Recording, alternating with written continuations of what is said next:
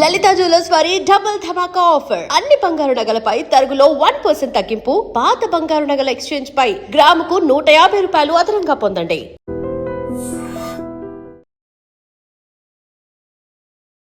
నమస్కారం, welcome to I dream.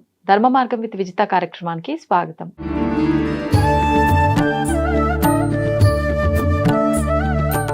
నమస్కారం అండి. నమస్కారం. మనకి శ్రావణ మాసం ప్రారంభం కాబోతోంది మరికొద్ది రోజుల్లో. చాలా మందిలో అంటే శ్రావణ మాసం విశిష్టత మాట్లాడుకునే పోయే ముందు అసలు ముందు ఇల్లు ఎప్పుడు శుభ్రం చేసుకోవాలనే సందేహం చాలా మందిలో ఉంది. అంటే అమావాస్య తర్వాత నుంచి శ్రావణ మాసం, మరి అమావాస్య రోజు ఇల్లు శుభ్రం చేయొచ్చా? అంటే ఈసారి బుధవారం వస్తుంది అని అన్నారు అమావాస్య అంటే ముందు రోజు మంగళవారం ఇల్లు శుభ్రం చేయకూడదు. దీని గురించి ఒక చిన్న వివరణ. మంచి విషయం. Seasonal question.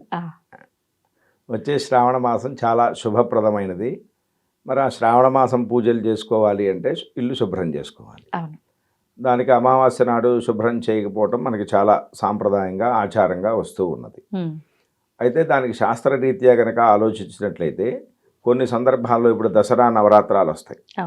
అప్పుడు కూడా పాడ్యం నాడు వస్తుంది.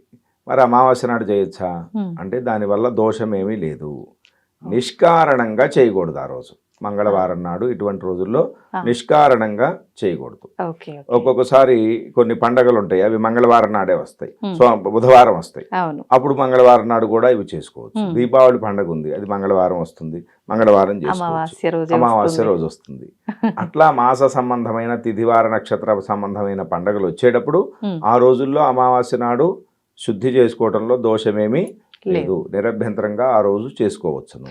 ఇప్పుడు కొంతమంది ఆ రోజు శుభ్రం చేసిన అంటే మంగళ శుక్రవారాలు చేసిన అమావాస్య రోజు చేసిన శుభ్రం చేసినవి ఏవి బయట పడేయొద్దు అని అంటూ ఉంటారు. ఇది కూడా ఏమైనా సెంటిమెంట్ లా తీసుకోవాలా? ఇది శాస్త్రపరంగా ఏం లేదు, కానీ వాళ్ళకి ఒక సెంటిమెంట్ గానే భావిస్తున్నారు. ఎప్పుడు ఏ రోజైతే శుద్ధి చేశామో ఆ వస్తువులన్నీ మనం తీసి బయటికి పంపించేసేయాలి. అంటే ఆ శుద్ధి చేసిన వస్తువులన్నీ ఏమిటి? నిర్మాల్యం, మలం, అంటే పనికిరాని వస్తువు మనం ఇంట్లో పెట్టుకోం కదా. కాబట్టి ఏ పూటకు ఆ పూట, ఏ రోజుకు ఆ రోజు ఆ వస్తువులన్నీ శుభ్రం చేసినవన్నీ బయటికి పంపించవలసిందే. అది అక్కడ ఉంది అంటే మళ్ళీ ఆ ప్రదేశం అంతా కూడా అమంగళంగానే ఉన్నట్టు. కాబట్టి దానికి ఏం దోషం లేదు. మంగళవారం నాడు అమావాస్య నాడు శుభ్రం చేసుకొని ఆ మిగిలిన నిర్మాల్యం అంతా కూడా బయటికి పంపించేసి వేయవచ్చు. దాంట్లో ఏ రకమైన దోషము లేదు. మరి ఇప్పుడు శ్రావణ మాసంలో ఎలాంటి ఆరాధనలు చేయాలి? ముఖ్యంగా లక్ష్మీ అమ్మవారి ఆరాధన ఎక్కువగా చేస్తూ ఉంటాము, ఏం చెయ్యొచ్చు అంటారు? శ్రావణ మాసం మాసాలన్నింటిలో కూడా విశేషమైనది. మరి ఈ మాసంలో ముఖ్యంగా వచ్చేది శ్రావణ మంగళ గౌరీ వ్రతములు. మంగళవారం నాడు పెళ్ళైనటువంటి ఆడపిల్లలు మంగళ గౌరీ దేవిని ఆరాధన చేస్తారు. దానివల్ల దీర్ఘ సౌమంగళ్యత్వము, సత్సంతాన ప్రాప్తి, 2 రకాలైనటువంటి ప్రయోజనములు కలుగుతాయి. ఈ వ్రతం 5 సంవత్సరాల పాటు చేస్తారు.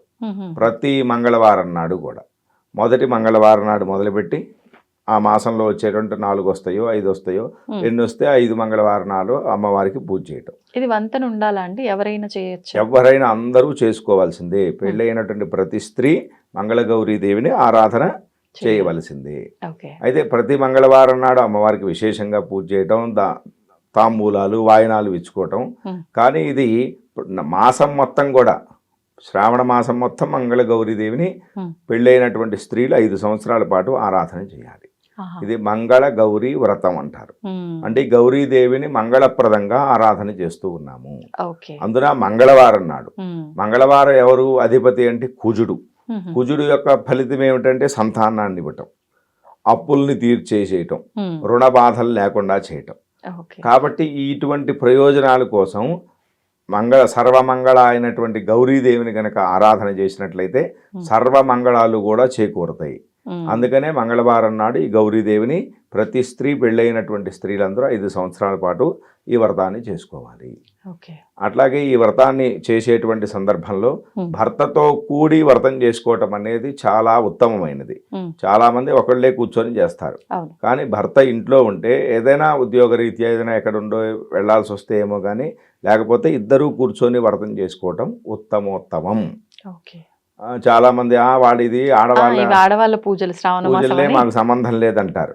కానీ ఏ వ్రతం చేసినా ఆడవాళ్ళు భర్తతో కూర్చొని వ్రతం చేయాలి. వరలక్ష్మి వ్రతం వరలక్ష్మి వ్రతంతో సహా ఇప్పుడు అంటే పెళ్లి కాని అమ్మాయిలు కూడా వరలక్ష్మి వ్రతం చేస్తారు, చేసుకోవచ్చు. సపరేట్ గా ఉన్న వాళ్ళు కూడా చేస్తారు, మరి అప్పుడు ఈ వరలక్ష్మి వ్రతాన్ని అందరూ చేసుకోవచ్చు. ఉమ్, పెళ్ళైన తర్వాత భర్తతో సహా చేయాలి. అది మస్ట్. పెళ్లి కాకముందు తల్లితో కూర్చొని చేయాలి. Okay okay. తల్లి ఆ పిల్లకి నేర్పించాలి. ఉమ్, అమ్మ, ఈ వరలక్ష్మి వ్రతం అంటే ఇట్లా ఉంటుంది, ఈ అమ్మవారిని ఆరాధన చేయాలి, ఈ పూజ చేయాలి. ఉమ్, పైగా వరలక్ష్మి వ్రతంలో ఇంకో విశేషం ఏమిటి అంటే 9 రకాలైనటువంటి పిండి వంటలు అవన్నీ కూడా పెడతారు. పెడతారు. ఈ అమ్మాయికి, ఈ కుమార్తెకి నేర్పాలి. ఉమ్. ఈ 9 రకాల పిండి వంటలు చేయాలంటే మరి ఎంత కష్టం. ఇప్పుడు మరి అవన్నీ కూడా ఈ అమ్మాయికి నేర్పించాలి. 9 పోగులతో కంకణం కూడా కట్టుకుంటారు. అది పూజలో తల్లితో పాటు పిల్లలు కూడా కట్టుకోవచ్చా అండి? పిల్లలు కూడా కట్టుకోవాలి. 9 పూర్ణ సంఖ్య అన్నమాట. ఉమ్, ఉమ్. ఆ 9 తర్వాత మళ్ళీ ఏమొస్తుంది? 10. 10 అంటే 1 నుంచి ఒకటి. ప్రారంభమైంది. అంతే. ఆ. కాబట్టి 9 అనేది పూర్ణ సంఖ్య. ఉమ్, ఉమ్. అంటే ఎప్పుడు కూడా వీళ్ళు అన్నిటితోని పూరించబడి ఉండాలి, ఫుల్గా ఉండాలి.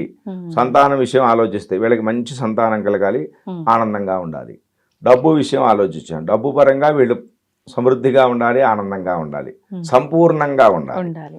అట్లాగే ఇళ్ళు లేకపోతే ఇంకేవో గృహ ఉపకరణాలు ఉంటాయి కదా, అవన్నీ సమృద్ధిగా ఉండాలి. ఉమ్, పశుపు సంపదలు సమృద్ధిగా ఉండాలి, పాడి పంటలు సమృద్ధిగా ఉండాలి. ఉమ్. అన్నీ సంపూర్ణంగా ఉండాలని ఈ 9తో చేసినట్టు 9కు ఉన్నటువంటి సంఖ్య ఓకే. ప్రాధాన్యత. ఉమ్, భద్రామి దక్షిణే హస్తే నవసూత్ర శుభప్రదం అని ఆ మంత్రం చెప్పి కట్టుకుంటారు. ఈ కుడి 9 చేతికేనా పోగులతో కుడి చేతికే కట్టుకోవాలి. ఉమ్. దక్షిణ హస్తే అని ప్రత్యేకంగా మంత్రంలో చెప్పారు Mention కాబట్టి దక్షిణ హస్తానికి కట్టుకోవాలి. అది ఒక రక్ష అన్నమాట ఆడవాళ్ళకి. ఓకే. కాబట్టి ఆ రక్షా బంధనం ఎట్లా అయితే మన ప్రతి పూజలో కంకణం కట్టుకుంటాం, ఆ కంకణమే ఇక్కడ తోరం, తెలుగులో తోరం, దీంట్లో కంకణం, రక్షాబంధనం. అట్లా కట్టుకోవడం చేత ఆ 9 సంఖ్య చేత ఉమ్, సంపూర్ణం, అన్నీ సంపూర్ణంగా వీళ్ళకి సిద్ధించాలి అని. కాబట్టి ఆ పిల్లకు కూడా ఈ రక్షాబంధనం కట్టాలి. ఉమ్, కట్టి ఆ అమ్మాయితో కూడా ఈ వ్రతాన్ని చేయించాలి, ఉమ్. పూజ చేయించాలి. ఎందుకు అంటే వాళ్ళకి భవిష్యత్తులో కూడా గుర్తు అనమాట. ప్రతి సంవత్సరం ఈ పూజ చేసుకోవాలి, మనం ఇట్లా చేసుకోవాలి. ఉమ్. అక్కడికి పెళ్ళి అత్తగారింటికి వెళ్ళిన తర్వాత 9 వంటలు చేయాలంటే అసలు ఒక వంటే రాకపోతే 9 ఏం చేస్తారు? కాబట్టి తల్లి చేస్తూ ఉంటే పిల్లలు కూడా దాన్ని అనుసరిస్తూ ఉంటారు. ఓకే. మా అమ్మ మా ఇంట్లో ఇట్లా ఇలా చేసేది, చేసేవారు. కాబట్టి నేను కూడా ఇప్పుడు ఇక్కడ చేయాలి ఉమ్, అంటూ వాళ్ళకు ఒక సిగ్నల్ అనమాట వాళ్ళకి. ఉమ్. కాబట్టి అట్లా కుమార్తెతో, కూతురుతో కూర్చొని ఈ వ్రతం చేసుకోవటం ఉత్తమం. తల్లితో కూర్చొని వ్రతం చేసుకోవాలి. పెళ్ళైన తర్వాత భర్త కూడా ఉండి ఇద్దరు కలిసి కూర్చొని వ్రతం చేయటం ఉత్తమం. ఉమ్. కానీ మనకి మాత్రం సాంప్రదాయంలో మాత్రం ఒకళ్ళే కూర్చొని చేస్తూ ఉంటారు. అవును. హాయిగా ఆయన గేమ్ ఆడుకుంటూ ఉంటాడు. కానీ అది సరైంది కాదు. ఇద్దరు కూర్చొని వరలక్ష్మీదేవిని ఆరాధన చేయడానికి అందరూ అర్హులే. ఉమ్. కాకపోతే వాళ్ళకి ఎక్కువ ప్రాధాన్యత ఇవ్వటం పూజలో, వీళ్ళు పక్కన కూర్చొని అమ్మవారిని ఆరాధన చేయటం, ఇద్దరు కలిసి కూర్చొని పూజ చేయాలి. ధన్యవాదాలండి. శుభమస్తు. And for more videos, Please subscribe to iDream. Please subscribe to iDream. Please subscribe iDream. And please subscribe to iDream. For more videos, subscribe to iDream. please like, share, and subscribe to the channel. Congratulations, iDream. Subscribe to iDream. Subscribe to iDream. So subscribe to iDream Media. iDream की iDream team अंदर की huge congratulations. Please subscribe iDream Media. Please subscribe to iDream. Subscribe iDream. Please subscribe to iDream. iDream అంటే నా కళల ఛానల్ను subscribe చేసుకున్న నోరు తిరుగుతలేదు, మీరైతే గంట గుర్తు కొట్టండి. For more such videos, please subscribe to iDream. Subscribe to iDream. Please subscribe to iDream. Please subscribe iDream Media. Please do subscribe to iDream. Please subscribe to iDream Media. For best entertainment and information, please subscribe iDream. And don't forget to subscribe to iDream.